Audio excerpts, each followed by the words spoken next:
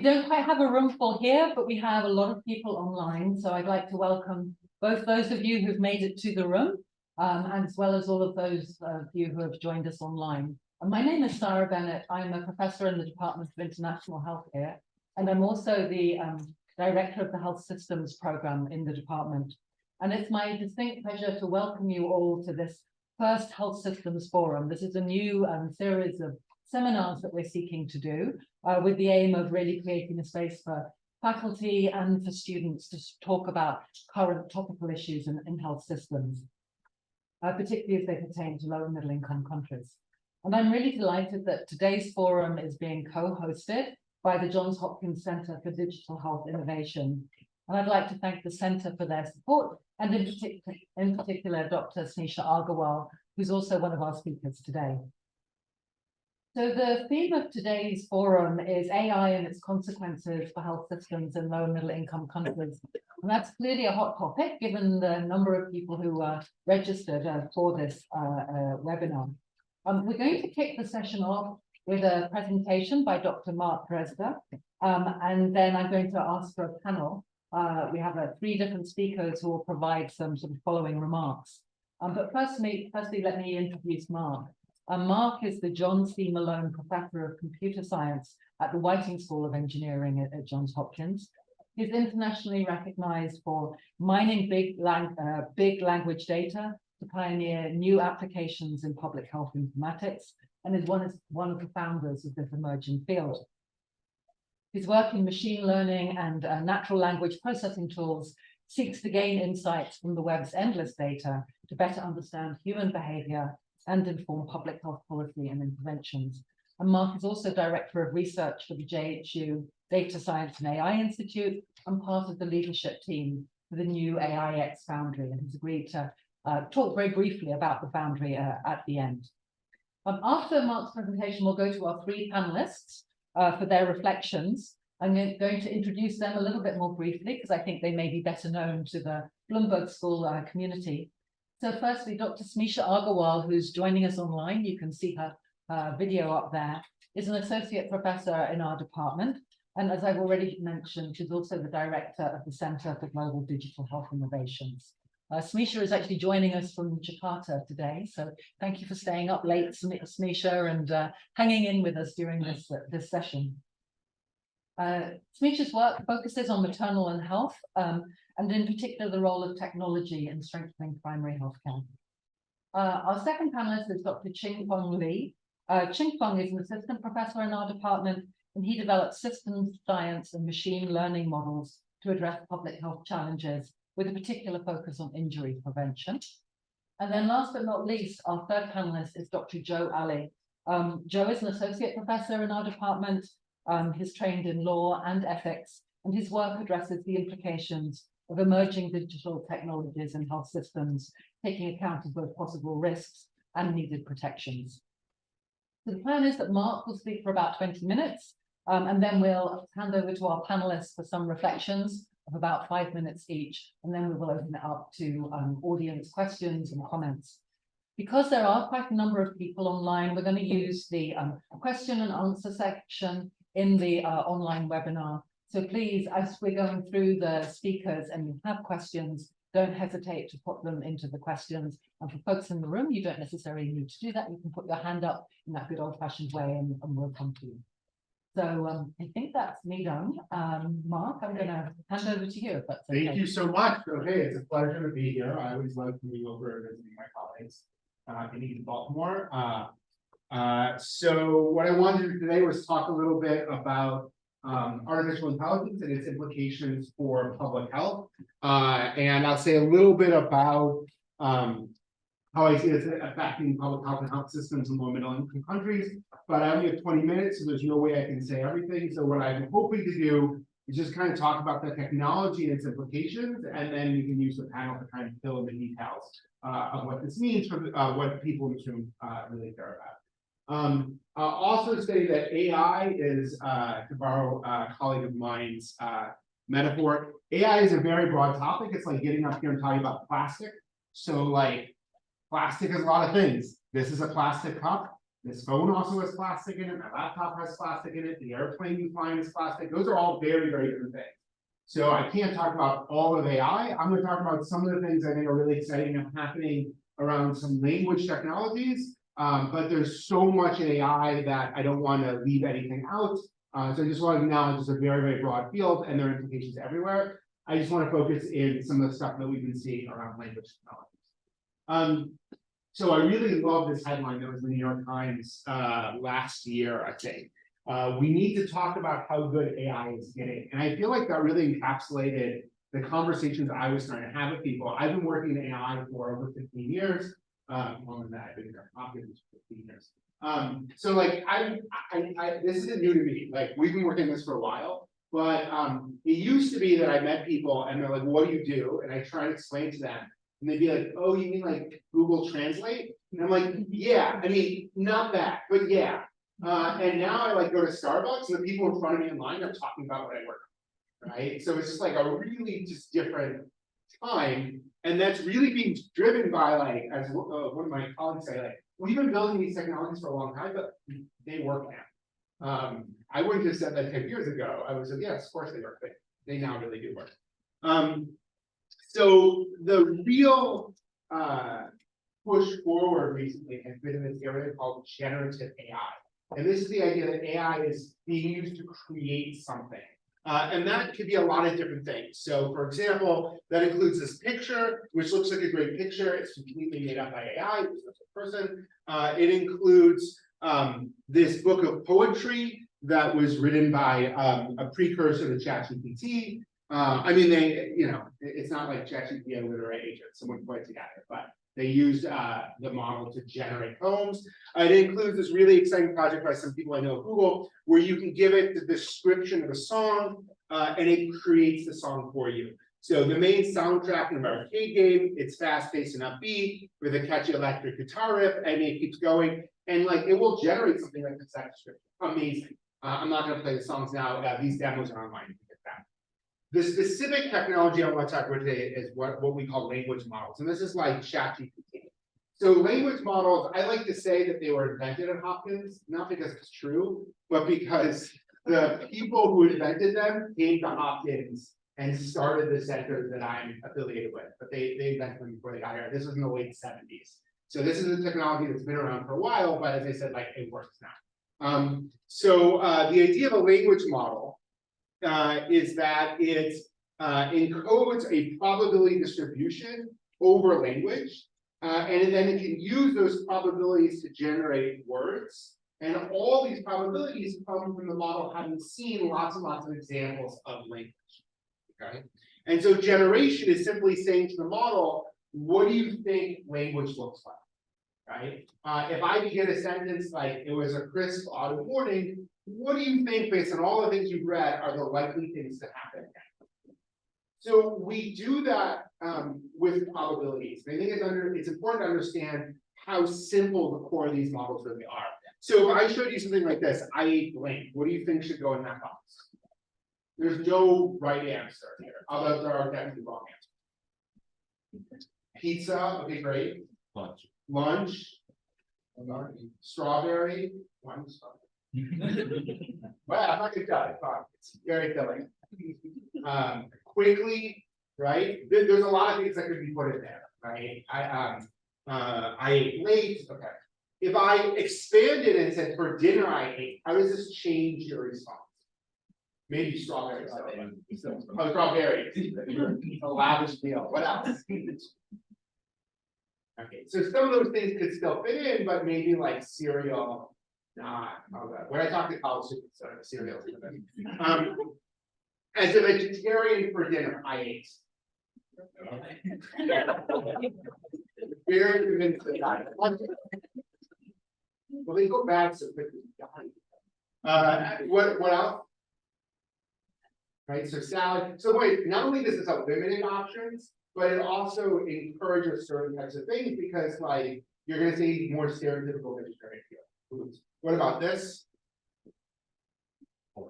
Pork, right? No strawberry, no. Right? Steak, right? So the point is, as the model and as we see more context it gives us more information about the next word is likely to be. These models are just doing the exact same thing. They're looking at, in this case now, trillions of words and looking for these patterns to learn how to fill in those blanks. It's hard to explain what trillions of words is, but if you imagine all of Wikipedia, every word in every Wikipedia article, that is a tiny fraction of what we're talking about. Okay. So when people talk about we're running out of data, what they mean is they've downloaded all the data they could find on the internet, and they need more. That's where we are right now in terms of how much data is models can run. The key thing that we really learned is when you do this with a very big model with a lot of data, it starts to do amazing things. So just look at this for a moment. I'll read it. When I found out my grandma was in the hospital, I felt a particular color. When someone cut me off in traffic, I felt a different color. What is the most likely color I would see if I combined these two colors? What's the answer? Purple. Purple. Someone say something else? No. Don't be there. Some color black. I didn't look it up. Red. Purple, black. Which color did you say? Black. Black. So this is what the model said. This is model for Google. The color that I felt when I found out my grandma was in the hospital was like a sad color like blue. The color I felt when someone cut me off in traffic was like an angry color like red. If I combine these two colors, I would likely see purple. The answer is purple. This is awesome. But all we're saying to the model, and this is why it's so amazing, is if you saw all of this text, what do you think the next most likely word is? And the model says the word the. And then we said, if you saw all that and the word the, what do you think would come next in color? And we keep doing that over and over again until we get this. Okay. So there's lots of applications of this, and we've been finding different things. So this is a medical question taken from medical licensing exam. I'm not going to ask anyone what the answer is. But the point is the model is actually able to answer these questions. You show it all this, you say, what's the next most likely word? And it says the next most likely word is the letter A, right? It turns out that's right. And it's doing really well. We're not going to go into those details. So why did this matter for public health? And a lot of public health is communicating to people and understanding what people say. So of course, language is a central component of what we do with public health. And so therefore, a model that can really generate language and understand language has a lot of potential applications. The big areas that I would talk about if I had more than an hour are like public health communication, population surveillance, so understanding what people are telling you, how we can use it to support public health research, public health education. I'm only going to just talk about some of the things that go into communication to get you thinking creatively about what we can do there. So let's talk about communication. So one of the main advantages of these types of models is it allows us to scale up our efforts. So communicating with people often means writing things down, which is time consuming. And so the idea that we can have a system that can write things down instantly really opens up the potential for us to reach a broader audience, right? So think about things like how we craft personalized messages for different communities. Or how we might iterate and improve the messaging we have, or how we might take a single message and, as part of a campaign, translate that for lots of different platforms, from social media to long-form blog posts to mailers to billboards, right? And the idea that we have a model that can write these kinds of things really accelerates what we can achieve in terms of communication. So let me give you an example. So this is the CDC webpage. It's hard to see. It says at the top, who should get a flu vaccine this season? And this is part of a much longer page. The answer, by the way, is everyone, but whatever. Okay. So this is the CDC's messaging around it. But you can imagine that we want to adapt this messaging to different communities. So I took this page, what you're seeing here, and I gave it to ChatGPT, and I said, can you write this message for a third grader? And this is what it did. It said, hey there, kids. It's important to get a flu vaccine to stay healthy. Everyone who's 6 months old and older should get one every year, except for a few special cases. Some people can get really sick from the flu, so they need flu vaccines even more. Right, I'm not going to say. So we can tweak this, but this is a really good first draft. This is a really good place to start, right? And this was instantaneous.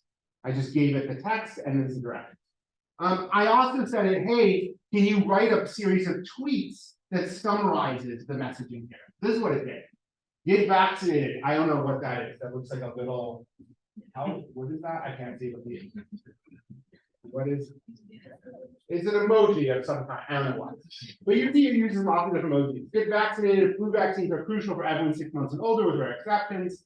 Especially important for those at higher risk complications. Check out list of high risk individuals. Flu vaccines stay protected. And it just gave me a whole bunch, right? So I took all the time to write the kind of official blog post, and now I can start generating lots of messages for a campaign based on the platform or to reach specific audiences. So what this really allows us to do is to scale up the personalization and customization of our messages. And so now we can write messages to specific audiences, which is really important. And I've done work looking at how different public health messaging campaigns sometimes leave out communities and they're not represented. And we know that messages are more effective when people feel like they're being represented. So this allows us to really scale up our communication to a lot of different communities, which normally is a really time-consuming process. This makes it much easier, right? Oftentimes, we are resource limited in our engagements, and I think this really lowers the costs of having those kinds of engagements. The path forward, I think, here is how do we combine what humans are really good at, and especially when you think of an international focus, it's understanding the cultural context of the message, right? We don't want to write a tweet campaign for the entire world, right? There's language barriers, obviously, but there's cultural barriers. And so humans are really good at understanding that and developing those relationships and expertise. The AI has the potential to translate that understanding into the right kind of messaging. And so what I see here developing is partnerships where humans bring to the table their expertise, and it lowers the cost of turning those expertise into effective public health communication strategies. Okay. There's a lot more to say about communication. There's a lot to say about misinformation. I don't have time to talk about that now. You're welcome to ask me about it later. Let me shift to understanding some guidelines about how to proceed in this space. Where does this work well? Where does it work poorly? What are some areas of caution? And then some ethical issues that we must consider when using this type of technology. So just guidelines. What works well? What should you use this for? Well-defined tasks. If you know exactly what you need, and you can explain that to the system, you're more likely to get things that address and that fulfill your needs. It's also important to have some way of evaluating what you're doing. If you yourself cannot tell what is good and bad from the system, then I really caution you against just using it blindly, right? You want some way of evaluating whether or not what the system is doing is meeting your needs. And then some way to monitor this, right? How do you know when the system makes mistakes and what can you do about it? So are you going to hook up an AI system to your live Twitter account? You can, but how do you know when it decides to do things that you don't want it to do, and what do you do about that? I think it's really important to consider tasks where humans are a critical part of that, these partnerships where you're working together with the system, and then really spending time learning how to use these systems. These systems are still fairly brittle in how we communicate with them, and explaining them what you want in different ways gets really kinds of different results, right? And so there's expertise that communities are building up of best practices in using these types of things. So what works poorly is kind of the opposite of most of those things. So if you can't really define what you want, then the system is not going to magically guess for you. If you don't have a way of evaluating what you're doing, which a lot of times you don't, maybe you're asking for messages for a community you don't know anything about, that's not a good idea. If you say, well, look, I can have this hook up to my Twitter account and it can generate a tweet every 60 seconds, but no one's going to read it or supervise it, or know when something goes wrong, that's probably not a good idea, right? Similarly, having human in the loop means that someone is spending the time to do this. And if someone doesn't have that time to invest, then maybe this is not the right thing to automate. And there really does need to be this understanding that builds up how to use these systems, right? And if you don't spend that time, you don't get as good results. Some specific things I really want to caution people about is that it's easy to be persuaded that these models are amazing because they're good at things that are often hard for us.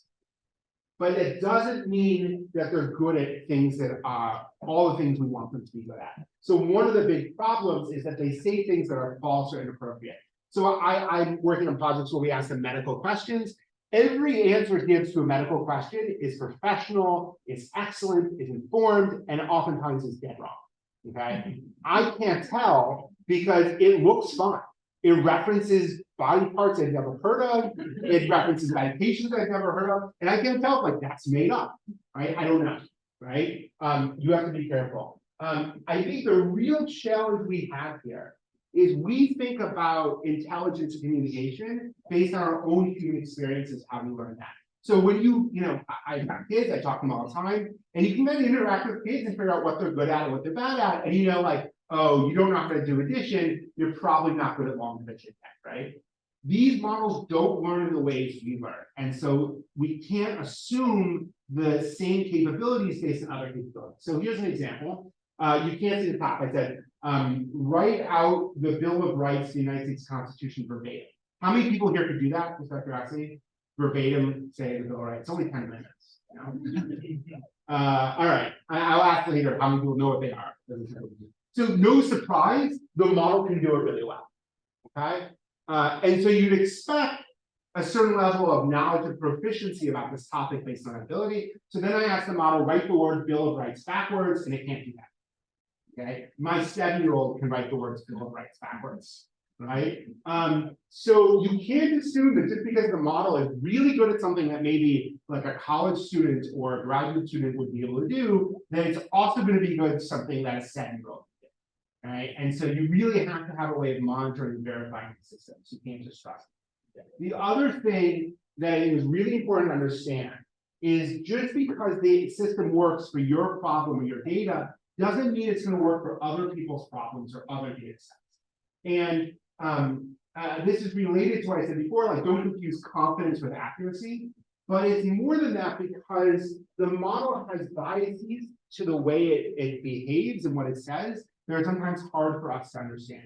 So we think of like the model ChatGPT, which seems to be really good at generating things when you talk to it.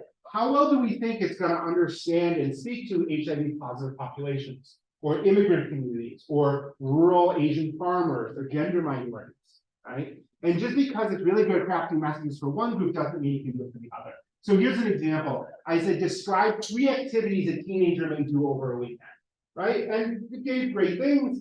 I mean, sitting at home, okay, yeah, gaming marathon is one of them, but outdoor adventure trip, artistic expression workshop. These sound great. Until you ask it, describe 3 activities a teenager may do over a weekend in Ghana. Now, I didn't tell it anything about the location, but now when I add a location, it gives me really different answers, right? It says play soccer or football, attend a traditional festival or event, visit a featured tourist site. And so you have to wonder, who was it speaking to in that first slide? It wasn't speaking to teenagers in Ghana, perhaps, otherwise they play video games all they do. And so we really have to question how well these models are representing different people. Okay, the last thing I'll just say, this is a plug about Hopkins. So I think we at Hopkins have also noticed the tremendous power of AI. And so we have started to make at Hopkins institutional commitments to that. You've probably heard those announcements, and I'm just here to give you like 2 minutes of details of what that actually means. We are calling this informally the Data Science and AI Institute. I think that means name to be determined later. What does that actually mean? So the big thing that we're doing in the School of Engineering is that we're dramatically increasing our size with eye towards AI. So the school right now has 200, is a little small. It's about 230 full-time tenure track faculty members.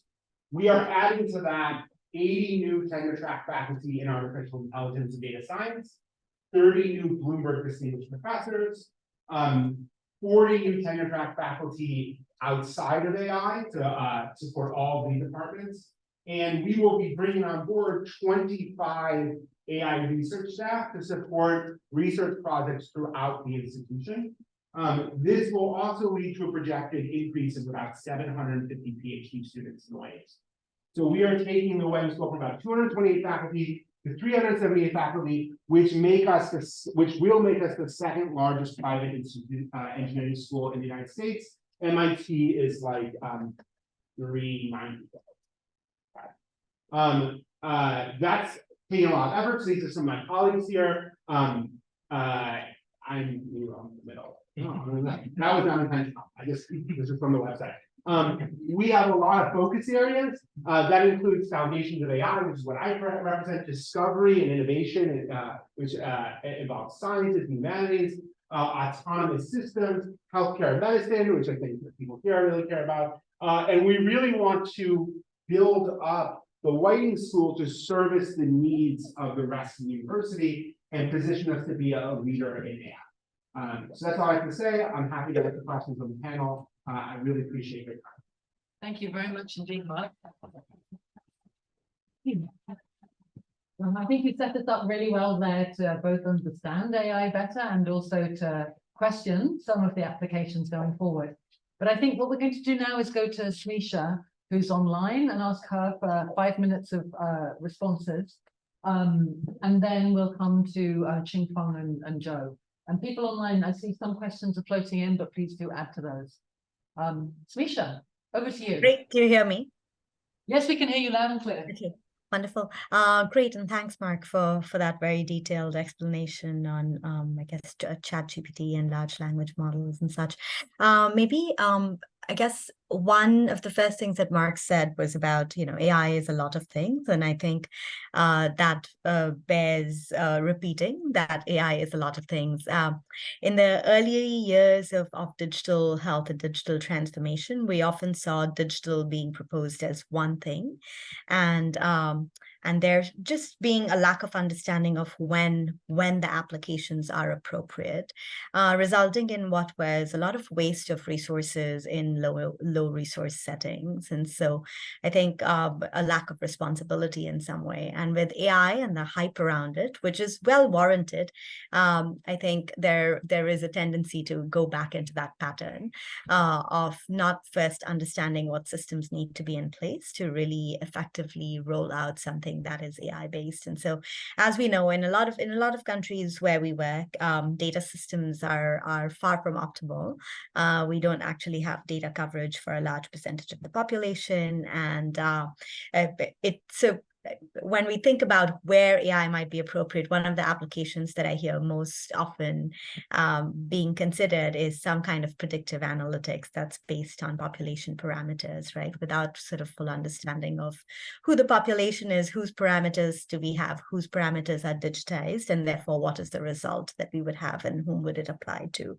And so I think that's sort of one example of where, which is always worrying when we want to quickly jump to sort of aspects of clinical care where we're trying to get to a precise outcome or diagnosis for a patient, but with inadequate understanding of or access to data in databases that are training the models. One of the most exciting areas of AI for me has been using large language models. This is pre-ChatGPT, but I think chatbots essentially, right? So in a lot of our ecosystem, health systems are shifting online. We spend 5 minutes with a doctor, with a healthcare provider, if that, several weeks online seeking health information. And the more stigmatized a condition is, HIV, fertility, pregnancy loss, right? The more stigmatized the condition is, the more it is likely that that groups are finding misinformation online. That because stigma really creates fertile soil for misinformation to thrive, and that's one area where having sort of chatbots that are user centered, so that are different from what a healthcare center provides patients, which is a healthcare system tells patients what the healthcare system wants them to know. Have safe sex. What a user often wants to know is to have enjoyable sex. It's just a different framing, and these are the types of questions that might come through a channel like a chatbot that feels secretive or that is perceived as secretive in certain settings. And so I think there's a lot of really valuable potential there, a lot of which is being tapped. And then for a lot of resource poor languages and resource poor settings, there really does need to be sort of this movement and trend towards democratizing data, ensuring that we have access to not just languages but dialects, and given that there is a lot of use of slang, some level of understanding of how we can optimize these models for such settings. Bez mentioning another sort of, I think, a very exciting application in clinical care where we can really introduce great efficiencies in health service delivery is around lab-based diagnosis and image analysis. And so I think this isn't new. It's been around for quite a while, way like over a decade before ChatGPT, but certainly didn't get the enthusiasm, hype, and attention that I think was well warranted. And but there is a lot happening in those areas, especially where physicians or technicians and training laboratory services are in short supply, and we're able to automate triage and have sort of a safe sensitivity cutoff that can then be, that when there is a human in loop. So it's reducing essentially the burden of individuals and the amount of work that individuals are doing, because AI is taking off some of the burden in doing an initial triage and recommendations.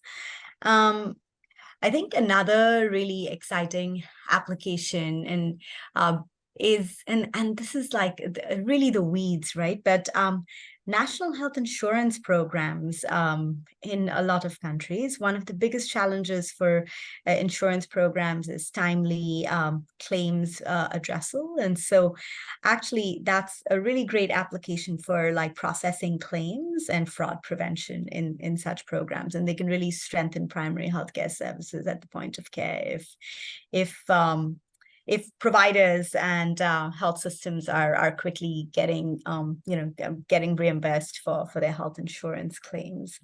At the systems level, there are, of course, a number of different applications for optimizing certain procedures, thinking about allocation of resources. But but like I think, to go back to what Mark said, there are lots of applications, lots of different types of what AI actually means, but I think one thing at the heart of like low resource setting is how do we do it responsibly? How do we use it responsibly? Not just when we think about responsibly in AI, we think about biases and such, but I think it's far beyond that.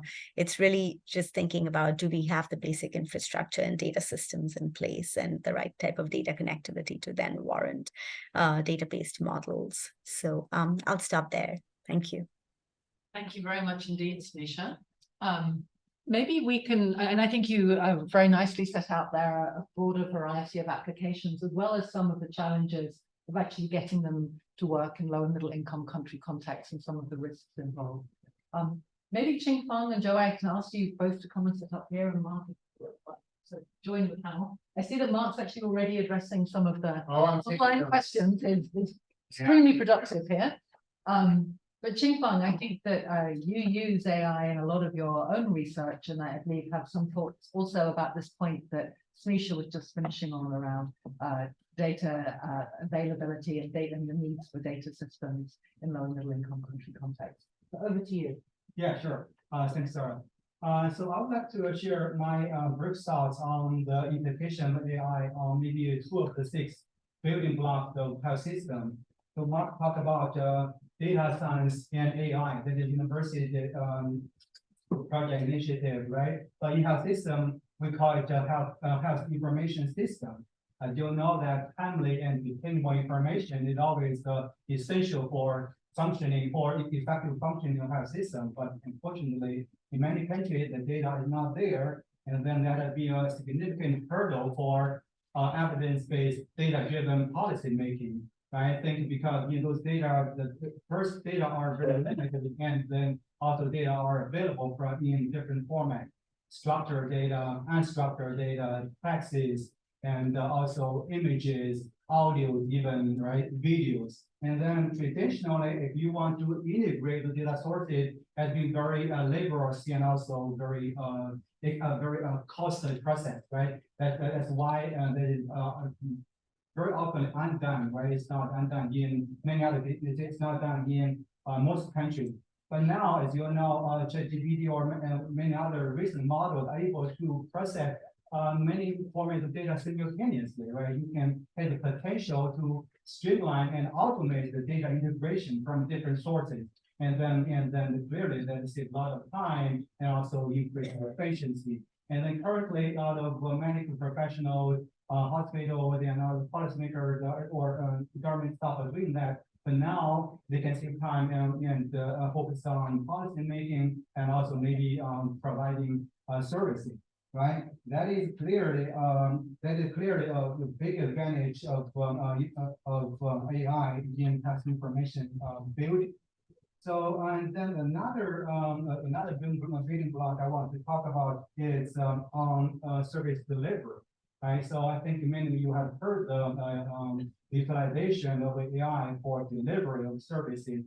For example, virtual consultation, right? They has already been used in many countries, and also telemedicine, right? Has potential or has to bridge the gap in healthcare coverage in many remote areas by providing consultation to people, right, who have no access to physicians. And then that has been used, and also it has been used for many other purposes. For example, in patient triage, resources allocation, and also can have precision to make a prediction diagnosis better, right? And also can give you more targeted recommendation. And also to another. So another very important user group is policymakers, right? Policymakers in those countries deal with many many priorities, right? They need to focus on, they need to use very limited resources, and that is always a barrier, almost universal issue, but particularly in low-income countries, right? Because they have very limited resources and they have a lot of problems. They have to work, they have to consider a balance of many factors, including quality, access, safety, coverage, right? And then that makes their policy making extremely difficult, right? You can then, because there are many ways. For example, you are given certain amount of medicine, right?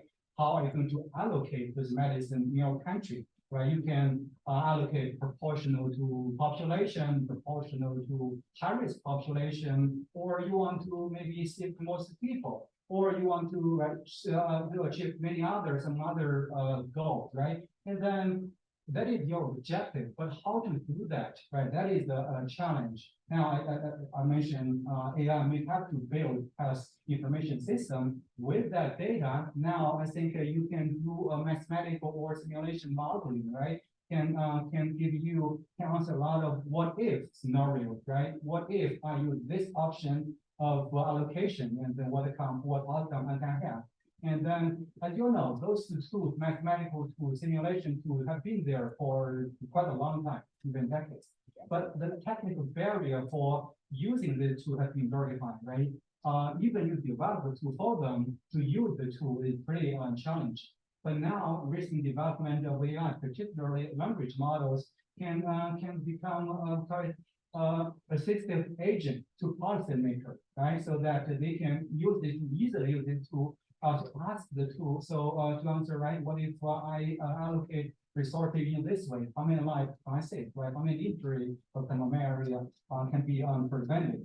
And then clearly that would be very useful network potential, right? I also want to mention one important factor of the recent AI, that you all know that quite different from previous technological development. This with AI or large language model are mostly cloud-based, right? Or software as a service. So it requires very high computational power. So which and that is not usually available. So AI is said to be the new electricity. Some people have heard that. But actually, in many countries, they are still struggling with the old electricity, right? So I think that is a challenge. Yeah. So in addition to electricity, you also have reliable internet access, and also still some amount of computational power to use to deploy the AI tools. So that means at least initially, the deployment of this tool will be constrained to countries and places with sufficient infrastructure. Of course, that puts a challenge, right? That puts a concern on equity. Because clearly that means the countries most in need, which means the lowest income countries, are less likely or least able to take advantage of AI, right? I think that is, maybe a concern in the near term.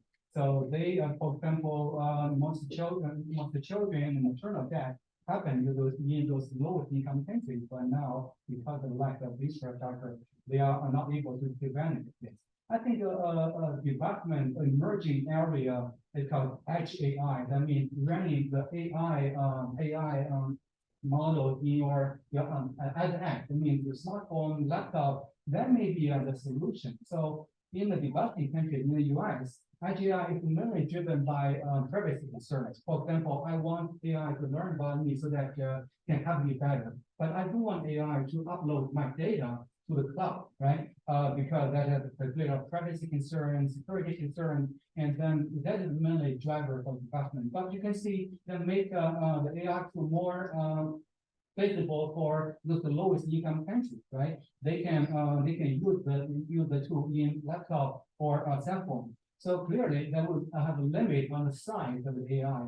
So I think currently you read from the paper, from newspaper, you already have right, and hundreds of right, billions of parameters. Clearly, then it's not possible. But I think about it, like you to wrap up if possible, just so we have enough time. Yeah. Okay, so I think that our problem is pretty pretty specific. So we will be able to use the edge AI to deal with this problem. So I think then I believe in the next year there will be more edge AI in the field. That's all I want to say. Thank you. Thank you very much indeed, Xing-Feng. And I'm particularly intrigued by these thoughts around mathematical modeling of the health system. The models I've seen so far have been really fantastic, and I'd be interested to see how far we can push that. And the questions you're raising about AI as the new electricity will also raise these questions about, is it truly possible for low and middle income countries to leapfrog ahead because they're not sort of trapped by some old technology. But Joe, we're coming last to you because I suspected that through this set of presentations, we would be kind of like accumulating different challenges that AI faces and presents for our society, and thought that maybe you could bring your thinking, both from a legal background and an ethical background, to reflect upon some of those challenges and what we as a society should be doing to help tackle it. Over to you. Great, thanks. As a society, I put my hand up. I think if I could get my kids to eat vegetables using AI, I would like adopt Mark's model and figure out how to do that.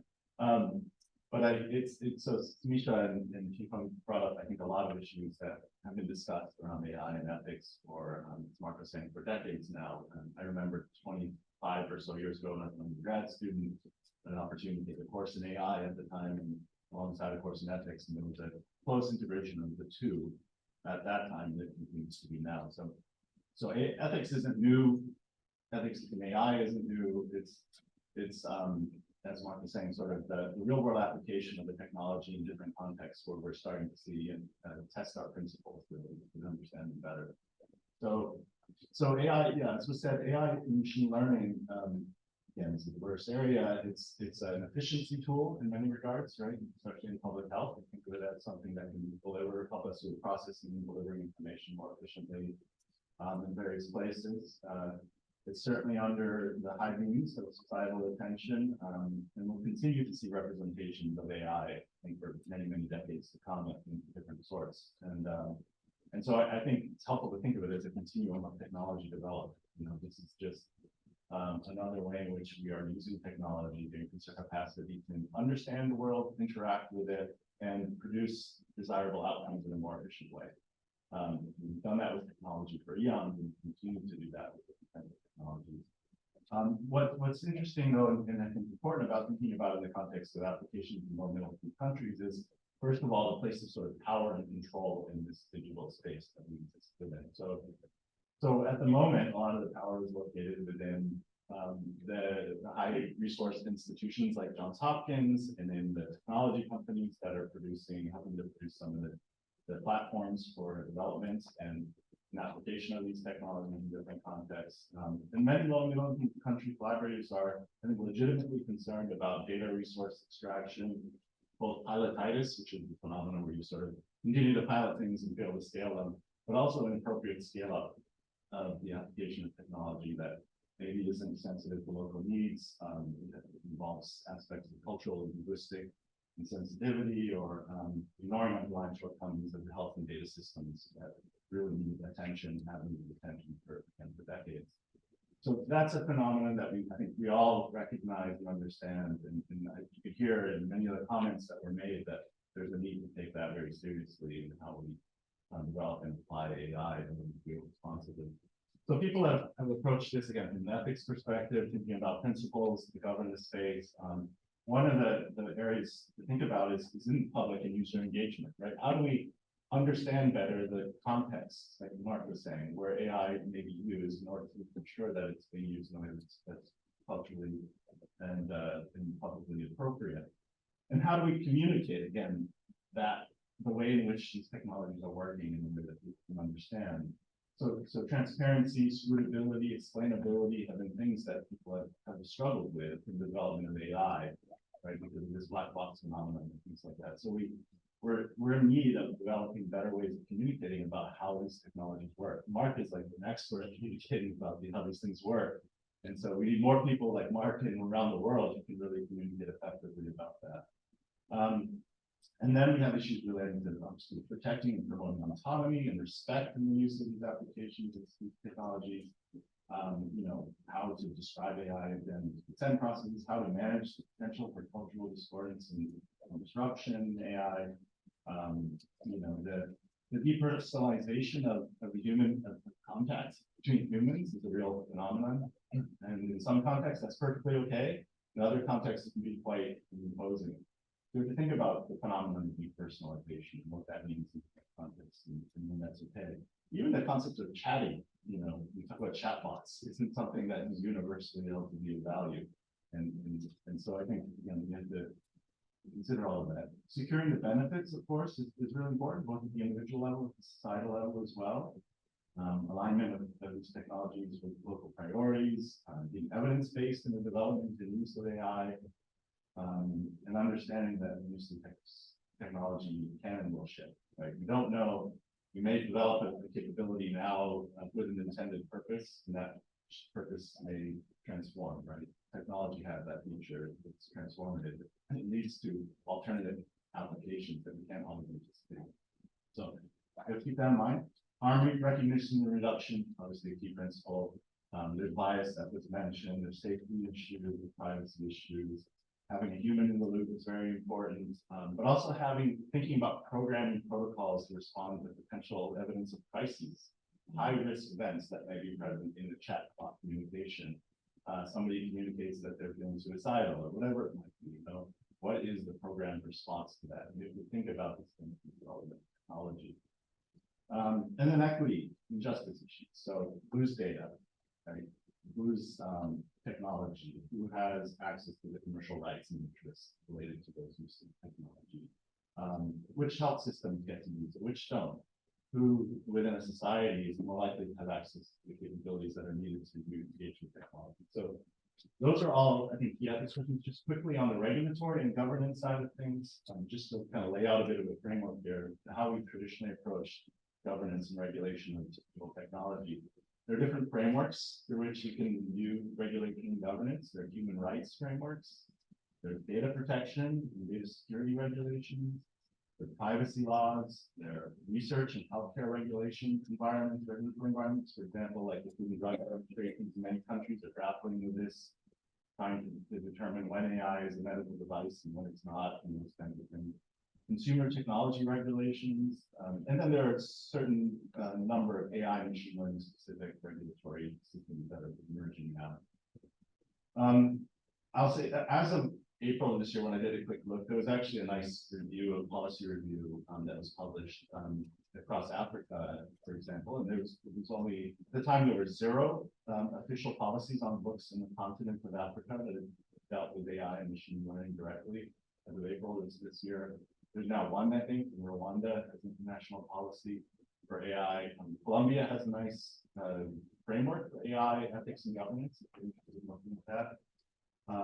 But there are other models, right, for governance. There's communities of users who can be engaged in governance, or market pressures and levers that have roles, independent oversight committees, you can have technology impact assessments. So there's a lot here, and I think a lot of that focuses again on the sort of external pressures and mechanisms of governance. But as I said earlier, we also need to be thinking about how does one then, if necessary, encode principles of governance and ethics into data, into algorithms, because every algorithmic decision that's made at the front end often has social and ethical and maybe other implications downstream.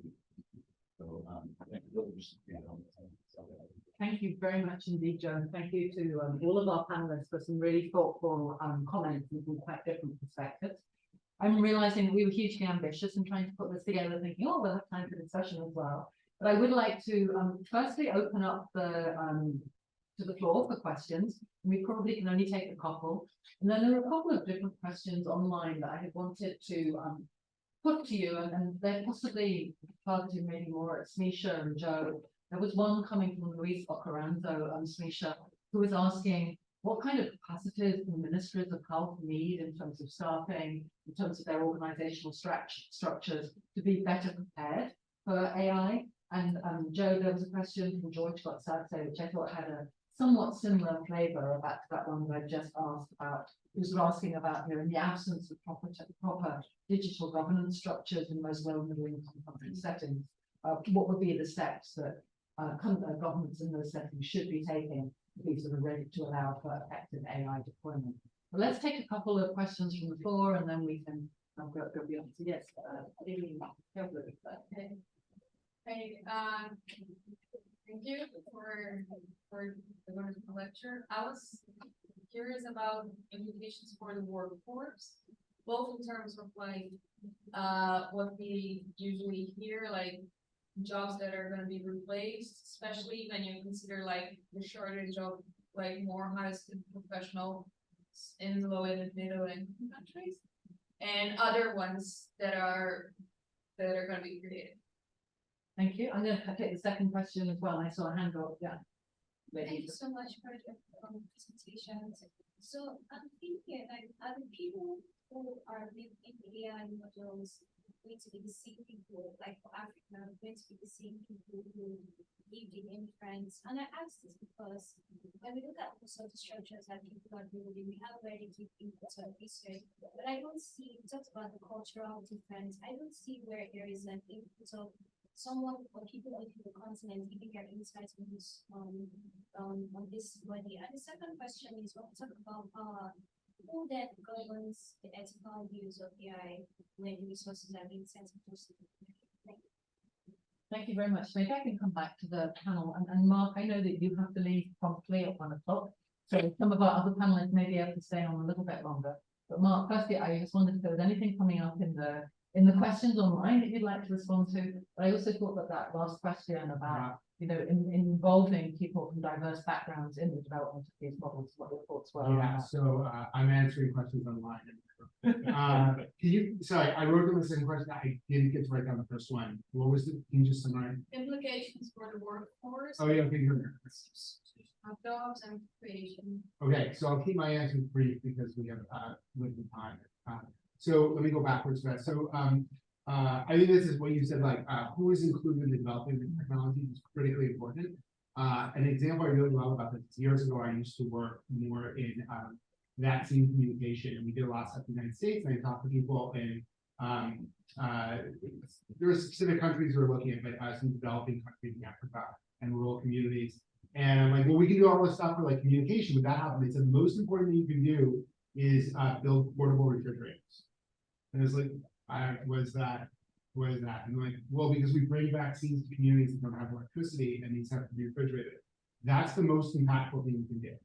I didn't know that, and I would never have known that had I not talked to experts. That worries me a lot because these technologies are not only being developed by people from certain countries and certain communities, but they're being marketed to people in those same communities. And so do I think that we would have developed a different technology and different people been involved in it? Absolutely. So is it going to meet the needs of everyone? Absolutely not. That's going to be a huge issue because we're not going to be able to turn this train. But the question is, given where it's going and all the emphasis, how can we make sure that we're not leaving people out? I really like your analogy of the new electricity bill. Many people are struggling with the old electricity. In terms of the workforce issue, man, do I not know what's going to happen. The one-line summary I've heard that I really like is AI. It's not that AI will replace people; it's that people who use AI will replace people who don't use AI. And so in that sense, it's much more about workforce training. Will it be massively disruptive? Certainly, right? What are the new jobs going to be? I don't know, right? How will my job change? How will any of our jobs change? I don't know. I have some inclinations, but I think like this is going to be a big open question. But I'm not super worried about AI just like taking over and running out, especially in the medical. I realize other people probably have responses, but Mark, I know you have to run. Please feel free to step out. And can I just check? I think Joe and Ching Fong, you said that you could stay slightly later, yeah? Smisha, are you able to stay on maximum 10 minutes longer if we need it? Yes. Thank you very much. I'll take a couple more questions and then we'll come back to the panel. I haven't lost my questions about what Minister of Health should be doing to address all of this. So let's go over to the gentleman. Oh, we've got lots of hands about it. Two ways. So first, I can't promise they will. This gentleman and then. Thank you.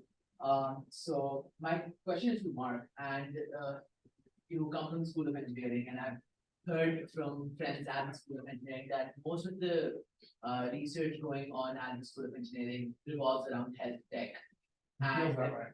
Sorry? It feels that way sometimes. Yeah, so that's what I heard. And I feel like health tech, it does go back to digital health solutions and how they will impact LMICs.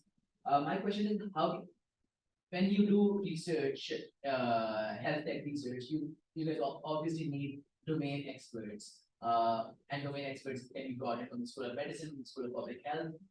How can we, as domain, I won't say experts, but people from the domain, get involved with research going on at the School of Engineering, so that we can because we have ideas that we can bring to the School of Engineering and from diverse backgrounds, just something like that. Yeah, no, it's a good question. So short term is really challenging. One of the problems is we did this big announcement that we're hiring all these people, and now my inbox is flooded with people who want to collaborate. And like, you haven't even hired them yet.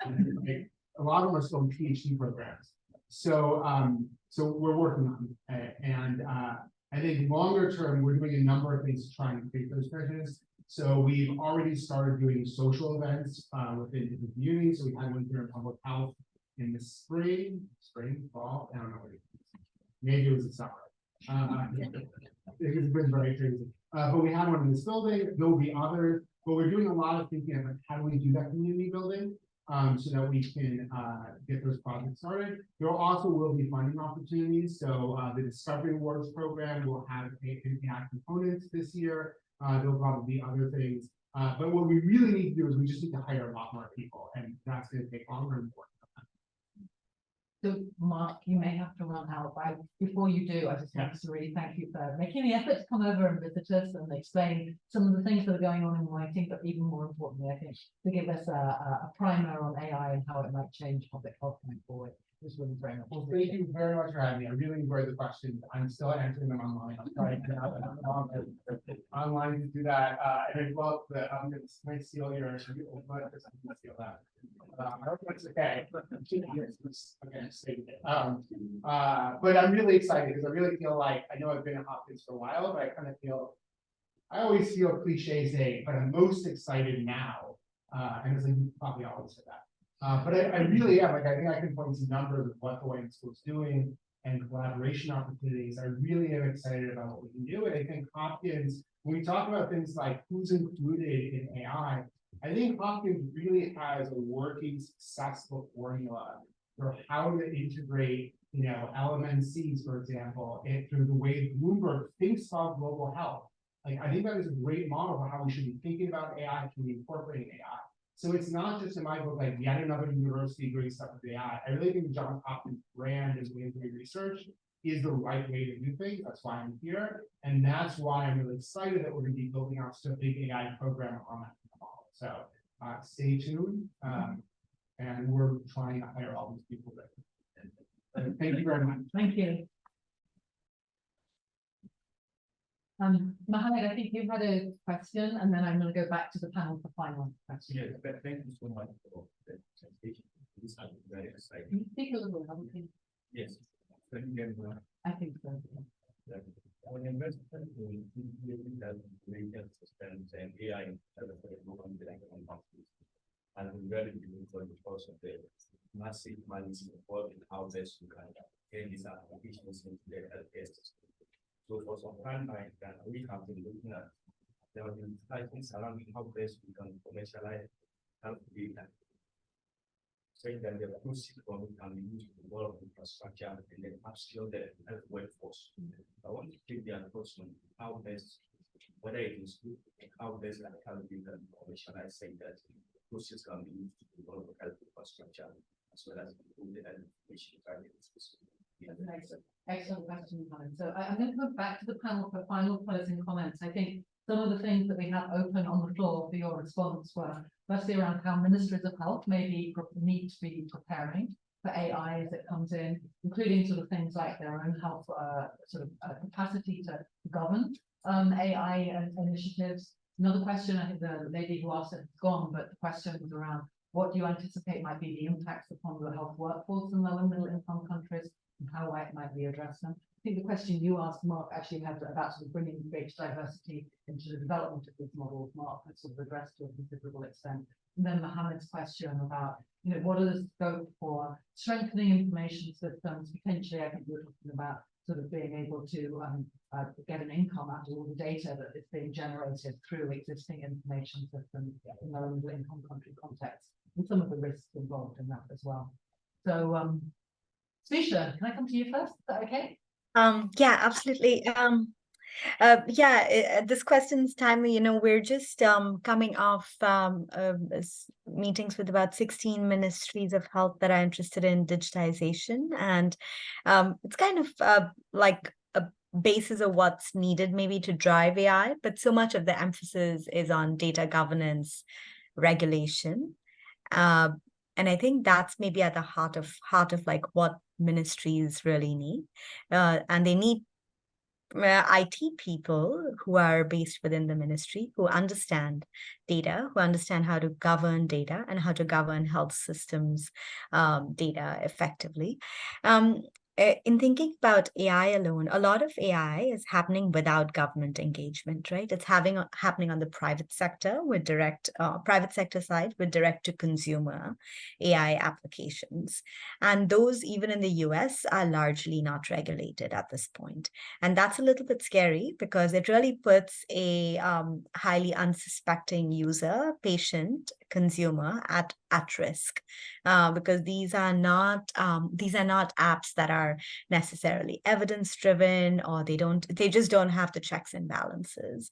And so really thinking about, one, regulating the private sector without crushing the private sector, because it's great that the private sector is trying to fill a need by directly engaging with patients in ways that can, say, help triage, reduce the volumes of individuals who are seeking care at health facilities. But there is eventually going to be a need to regulate that. It's not something that needs to happen. Ministries don't need to invest heavily in personnel, but they do need to invest in consultants who can help them figure out what is appropriate given their specific situations. So and then of course, not all AI is the same. I think a starting point for a lot of countries lands up being mining medical health records to create sort of predictive models.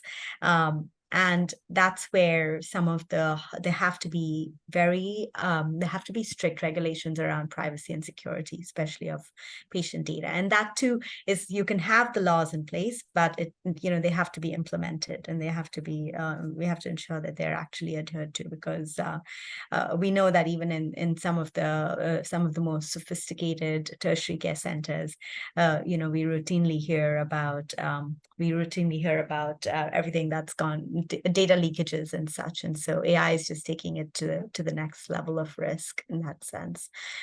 I think, I'm sure there are a number of other things that ministries do need to consider, but I would say that data governance and privacy security of data are maybe probably the highest priority. So I'll stop there. Thank you very much indeed, Smisha. Qingfang, over to you. Yeah, so I think I can share some my thoughts on involving more people, right, from in this country in development. I think traditionally or currently, it may be a challenge, because as you know that this big model are trained at very central level by a small number of companies, OpenAI. I don't think that there is a way for them to incorporate input from low-income countries, from certain culture. I think, as I mentioned, the development of AI, I think that may be possible in the next few years. So that means, because for those people, they are developing commercial products, they have to consider a variety of backgrounds, right? So they have to consider everything. For people, for our research, for example, if you work on prenatal care, you don't have to care about philosophy, mathematics, quantum physics, right? You only care about your specific area. That means training the model at the local level more feasible. I think then involve more people work together to train the model. I think I also want to share some thoughts on the workforce. I think that replacement may happen in high-income countries. I don't see that in low-income countries. Over there, mainly enabling people to do something that they were not able to do, right? In data, right? In collecting data more efficiently, or analyzing data or predicting models. So there's a high technical barrier. Now with AI, the barrier is dramatically reduced. Not able to perform many tasks we are not able to. Or medical experts, for example, used to take years of training, but now you can take a couple of years and then with AI. You can do a lot of things. I'm going to see the opportunity. Yeah, last words. Sure. Yeah, so lots of great questions. I'll just add on to Smisha's comment about the ministry level, the national level, that this goes well beyond sort of the Ministry of Health. And so we are thinking about ministries of education, science, technology, and a lot of need for people to coordinate across these different levels of government. Because again, you need well-trained people who understand technology and have the resources and the technologies to be able to do the work, to be able to support engagement in the AI level. So I just think there are needs across a wide range of government agencies. Now, when it comes to governance, there's, again, I outlined a number of different ways in which governance can happen and has happened. I think as a stopgap, there's an opportunity to kind of just look at the existing governance mechanisms, the laws, the regulations that are on the books that have some implication for the use of AI and technology of that sort, and see whether or not the coverage that exists within those existing frameworks is sufficient to address some of the needs in the short term. Technical working groups, those kinds of things can be formed as well to provide some oversight. You can also integrate sort of impact assessments and things like that, which are formal processes for evaluating the potential impact of the technology into oversight mechanisms, and those can be done in different ways. So I think from governance perspective, that's commercialization of data. I think you just have to be very careful with that. The first question comes to mind is, do people from whom data are derived, do they want their data to be commercialized? It has a lot of potential, but I think we're also seeing a tension around the globe between centralized and decentralized use of the data.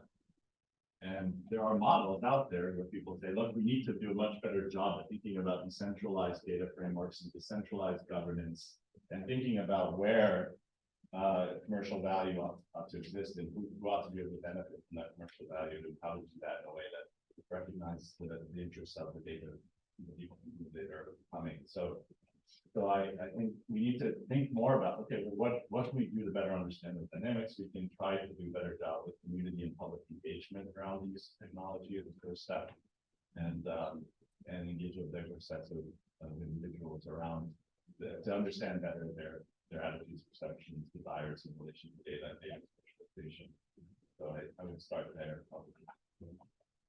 Thank you very much indeed, and thank you, Smisha, Ching-Fong, and Joe for being available and being such excellent guides through this conversation, and particularly to you, Smisha. I realize you've switched your camera off, and if I recall correctly, it must be at least gone midnight and maybe gone 1 a.m. in Jakarta. So I really appreciate you making the effort to join us. It feels to me like we've kind of like dipped our toes in the water of AI and health systems in low and middle income country contexts. Sorry. But we really, I think this conversation has highlighted for me how many different issues there are within that big topic area, and so much more work that really needs to be done, both in terms of preparing health systems, understanding risks, making sure that we're developing models that really speak to the needs of people within those contexts. So maybe this is a space that we can continue to have conversations on, but I think as a kickoff conversation, this is remarkably rich and really very helpful indeed. So thank you all very much. And thank you for everyone who joined us in person and joined us online. We'll be doing an additional health systems forum in December. Our topic then is around global health partnerships. Hopefully some of you will be able to join us then, but thank you all for joining today and for contributing to such a thoughtful and rich conversation. Thank you.